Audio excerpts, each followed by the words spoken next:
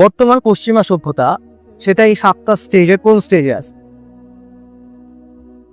আমার মত হলো, এবং আরো অনেক একাডেমিকের মত হলো, যে বর্তমান পশ্চিমা সভ্যতা ফাইনাল স্টেজের জাস্ট আগের স্টেজটায় আছে, যেটা হলো দ্য এজ অফ ডেকাডেন্স, অবক্ষয় কাল। তাদের ফ্যামিলি ভেঙে গেছে, তাদের আত্মপরিচয়ের অনুভূতি ভেঙে গেছে, তারা ছেলে না মেয়ে এটাও তারা এখন আর শিওর না। নানা ধরনের যৌন বিকৃতি, নানা ধরনের উন্মাদনা, এগুলোকে তারা সামাজিকভাবে এবং আইনিভাবে স্বীকৃতি দিচ্ছে, রাইট? এবং তারা সম্পূর্ণভাবে বাস্তবতাকে অস্বীকার করে নিজেদের একটা বাস্তবতা তৈরি করার চেষ্টা করতেছে। আচ্ছা, এটা আমার বক্তব্য শুধু না, অনেক একাডেমিক এই কথা বলছে। যেমন 1956 সালে ডক্টর পিটিরিন সরকে, উনি গত শতাব্দীর সোশিওলজির সবচেয়ে বড় রথী মহারথীদের একজন, হার্ভার্ডের সোশিওলজি ডিপার্টমেন্টের ফাউন্ডিং চেয়ারম্যান।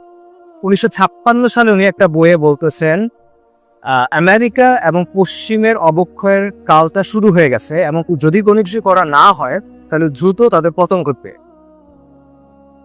ঐতিহাসিক ব্যারি স্ট্রস, তাকে বলা হয় রোমান সাম্রাজ্যের ইতিহাসের ব্যাপারে প্রিএমিনেন্ট স্কলার, প্রিএমিনেন্ট মানে প্রথম সারির এক্সপার্ট। উনি বলতেছেন রোমান সাম্রাজ্যের পতনের সময় যে বৈশিষ্ট্যগুলো ছিল সেগুলো এখন আমেরিকার ক্ষেত্রে দেখা যায়।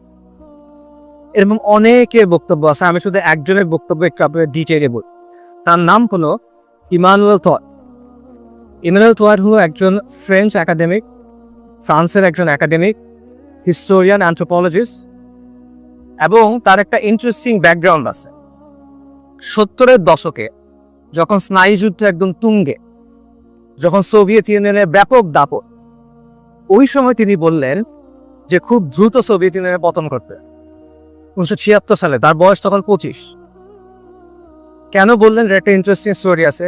তিনি চাইল্ড মোর্টালিটি রেট, শিশু মৃত্যুর হার চেক করতেছিলেন, এবং ওটা চেক করতে গিয়ে উনি বললেন যদি কোনো সমাজে শিশু মৃত্যুর হার এরকম হয় তাহলে সেটা টিকে থাকতে পারবে না, ফলে সোভিয়েত ইউনিয়নের পতন হবে। এবং আসলে 15 বছর পর দেখা গেল সোভিয়েত ইউনিয়নের পতন হলো। 2002 সালে যখন ওয়ার অন টেরর একদম পুরোদমে শুরু হচ্ছে, তখন ইমানুয়েল থট একটা বই লিখলেন। ওখানে তিনি বললেন যে আমেরিকান সাম্রাজ্য ভেঙে পড়তে যাচ্ছে। এবং এই 2023 বা 24 সালে উনি আরেকটা বই লিখলেন, যেখানে উনি বললেন পশ্চিমের পতন হয়ে গেছে, এই পতনের প্রক্রিয়া চলমান, the defeat of the West. এটা ইংরেজিতে অনুবাদ হয় না কেন জানি, তখন উনি এই কথাটা বললেন। এবং এটার পিছনে তিনি বেশ কিছু কারণ দেখালেন। ফর এক্সাম্পল, এই যে শিশু মৃত্যুর হার, উনি বলতেছেন পশ্চিমের পতন হচ্ছে, এবং এই পতনটা শুরু হচ্ছে আমেরিকা থেকে, কারণ আমেরিকাই হলো পশ্চিমা সভ্যতার সবচেয়ে শক্তিশালী পিলার, সেখান থেকেই পতনটা শুরু। উনি দেখালেন যে শিশু মৃত্যুর হার আমেরিকার চেয়ে রাশিয়াতে কম, অথচ রাশিয়া আমেরিকার চেয়ে অনেক দুর্বল একটা কান্ট্রি।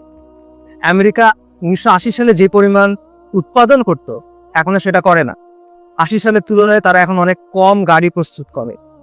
80 দশকের তুলনায় তারা এখন অনেক কম গম উৎপাদন করে। তাদের ওভারঅল ইন্ডাস্ট্রি উৎপাদনের ক্যাপাসিটি ভেঙে পড়ছে। তাদের শিক্ষার হার, উনি বলতেছেন, দেখাচ্ছে ডেটা দিয়ে 65 সালের পর থেকে ধারাবাহিকভাবে শিক্ষার হার, শিক্ষার মান, ছাত্রদের সংখ্যা আমেরিকাতে কমতেছে, আইকিউ কমতেছে। এটা উনি বলতেছে। তরুণরা এমন সব ক্যারিয়ারের দিকে যাচ্ছে যেগুলো কোনো ভ্যালু অ্যাড করে না ইকোনমিতে, এগুলো ভ্যালু ট্রান্সফার করে। ফর এক্সাম্পল, লয়ার বা ফাইন্যান্সিয়াল অ্যানালিস্ট যারা ওয়াল স্ট্রিটে কাজ করে, তারা কিন্তু কোনো কিছু প্রডিউস করে না, তারা প্রোডাকশনের মানে ভ্যালুটা ট্রান্সফার করে বেসিক্যালি। এটাকে উনি বলছেন ইন্টারনাল ব্রেইন রেট, রাইট? এবং উনি বলতেছেন যে ক্যাপিটালিজম বেসিক্যালি নিওলিবারাল ফাইন্যান্সিয়াল ক্যাপিটালিজমে পরিণত হয়েছে, যার ফলে অর্থনীতিও ভেঙে গেছে, সমাজও ভেঙে গেছে। ফলে পশ্চিমের অবস্থান আজকে এমন যে এটা একদিকে বিস্তারিত হচ্ছে, অন্যদিকে তার যেটা কেন্দ্র ওটা ধসে পড়তেছে। এটি ইমানুয়েল থটের কথা। এবং উনি বলতেছেন এটার পেছনে আরো কিছু কারণ আছে। তার বক্তব্য হলো পশ্চিমের যে উত্থান, পশ্চিমা সভ্যতার যে উত্থান, এটার পেছনে ধর্মের একটা ভূমিকা আছে, বিশেষ করে ক্রিশ্চিয়ানিটির প্রটেস্ট্যান্ট ধারা। কেন? কারণ প্রটেস্ট্যান্ট ধারা শিক্ষাকে খুব গুরুত্ব দেয়। প্রটেস্ট্যান্ট ধারার শিক্ষা হলো প্রত্যেক খ্রিস্টান তার দায়িত্ব হলো বাইবেলটা সে নিজে নিজে পড়বে এবং পড়ে নিজে নিজে শিক্ষা আহরণ করবে। সো অবশ্যই আপনার শিক্ষাকে গুরুত্ব দিতে হবে। এমন এই শিক্ষার গুরুত্বের কারণে যেসব দেশের শিল্প বিপ্লব হয়েছে আপনি দেখবেন সেখানে প্রটেস্ট্যান্টিজম খুব প্রভাবশালী। যেমন Britain Protestant, American Protestant, Germany 2/3 Protestant. অর্থাৎ উনি বেসিক্যালি বলতেছেন পশ্চিমে যে উত্থান এটার পিছনে প্রটেস্ট্যান্ট ক্রিশ্চিয়ানিটির একটা প্রভাব আছে। এটা নতুন কোনো বক্তব্য না বাইতাবে। আপনারা ম্যাক্স ওয়েবারের নাম অনেকে শুনতে পারেন, সমাজবিজ্ঞানের জনক বলা হয়। ম্যাক্স ওয়েবারের একটা বই আছে the Protestant ethic and the rise of capitalism. ওখানে উনি বেসিক্যালি একই কথা বলতেছেন যে পুঁজিবাদের যে উত্থান এটার পিছনে প্রটেস্ট্যান্ট ক্রিশ্চিয়ানিটির একটা ভূমিকা আছে। সো ইমানুয়েল টডও একই কথা বলতেছেন, বাট তিনি বলতেছেন বর্তমানে তো সেটা এখন আর নাই। ধর্মের যে প্রভাবটা আগে ছিল পশ্চিমে ওটা তো এখন আর নাই। ধর্মের প্রভাব শূন্য এখন। এক সময় এটা ধাপে ধাপে হয়েছে।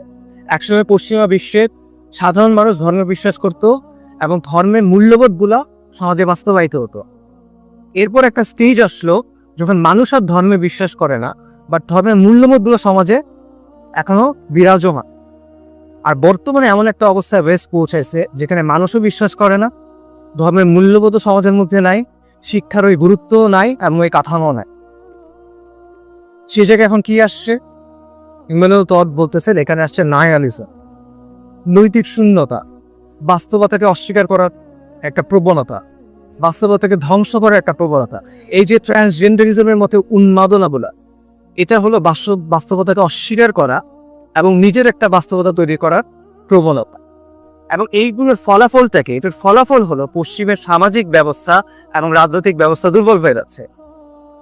গণতন্ত্র পশ্চিমে দুর্বল হয়ে গেছে, গণতন্ত্র পশ্চিম থেকে আস্তে আস্তে মুছে যাচ্ছে। এটা শত শত একাডেমিক বলে গেছে, বলতেছেন, এখনো বলতেছেন। এবং তারা বলতেছেন পশ্চিমে বেসিক্যালি ক্ষমতাসীন এলিট আর জনসাধারণ এদের মধ্যে একটা কাঠামোগত বিরোধ তৈরি হয়ে গেছে। একদিকে এলিটিজম, আরেকদিকে পপুলিজম, এবং এটা ক্রমান্বয়ে আরো বাড়তে থাকবে। ইমানুয়েল টডের কথা। এবং এই যে ডোনাল্ড ট্রাম্প বা ট্রাম্পের মতো যে মানুষগুলো, এই ফেনোমেননটা, এটা হলো এই দ্বন্দ্বের রেজাল্ট। সো বেসিক্যালি এখানে সামারিটা হলো যে পশ্চিমা বিশ্ব এখন অবক্ষয় কাল এবং পতনের কারণে মাঝামাঝি আছে। তবে এটা রাতারাতি ঘটবে না। একটা বড় গাছ মনে করেন ভেতর থেকে ক্ষয়ে গেছে, এটা পড়বে, এই পড়তে কিন্তু সময় লাগে, রাতারাতি পড়ে না।